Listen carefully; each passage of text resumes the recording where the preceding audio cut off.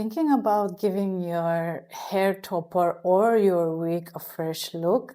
Today I'm showing you how to cut wispy bangs right on your head, and you don't need any canvas head. It is actually the perfect way to refresh your style and even extend the life of your piece by disguising wear near the front hairline. Hello everyone and welcome to Wear All the Hair. Thank you for joining me. My goal is to make wearing alternative hair sustainable, customized, and as smooth sailing as possible. Quick caution: be extra careful when using sharp scissors close to your face to avoid any accidents. Take your time and work slowly, please. I intentionally cut the bangs extra long at first because the hair won't grow back, so I could focus on getting the right thickness first. And now that I've decided on the perfect thickness, it's time to trim them to the correct length that I want them to be. Please, before you start, comb the topper hair through to ensure that it's smooth and tangle free. And now let's get started. You will need sharp scissors, thinning scissors, and also hair cutting scissors, and also a rat tail comb. Create a triangle section.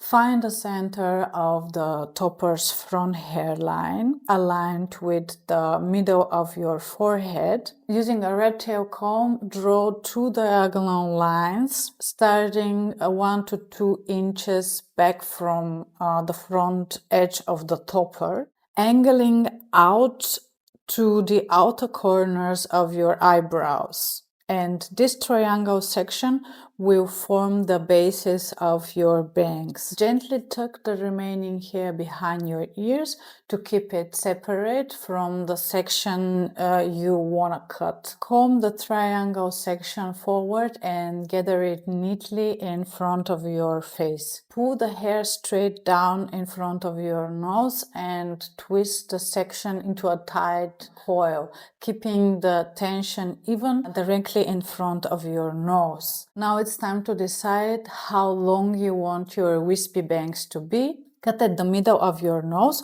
or slightly below for longer and airy bangs, and always err on the side of cutting longer to allow for adjustments if needed. With sharp hair cutting scissors, make a horizontal cut across the twisted section at your chosen length. Release the twist and let the bangs fall naturally. The twisting method ensures that the center of your bangs will be slightly shorter while the sides taper softly. Now add texture to the wispy bangs. Use point cutting vertically into the ends to create soft feather edges. And this step is critical for achieving the light wispy effect of the wispy bangs. In general, take your time and cut very small amounts. Remember, you can always cut more, but you cannot undo a cut that is too short, unfortunately. Now you can refine the shape. Snap upwards and an angle on the sides for a seamless transition. Let the bangs fall naturally and check for symmetry in the mirror. Ensure the length and the texture suits your face shape, and if adjustments are needed, please work slowly and cut sparingly. Do not overcut.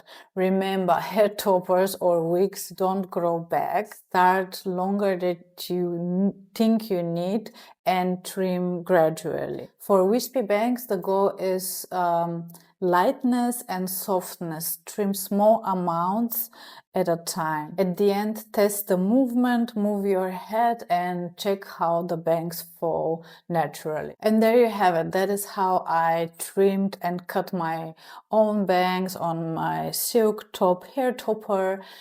It was really fun. I absolutely love customizing my pieces, my hair pieces, my wigs, my hair toppers, and making them completely mine. So yeah, that was my video for today. Thank you so much for watching. Here is another video for you that I think you might find interesting, and I will see you soon. Bye.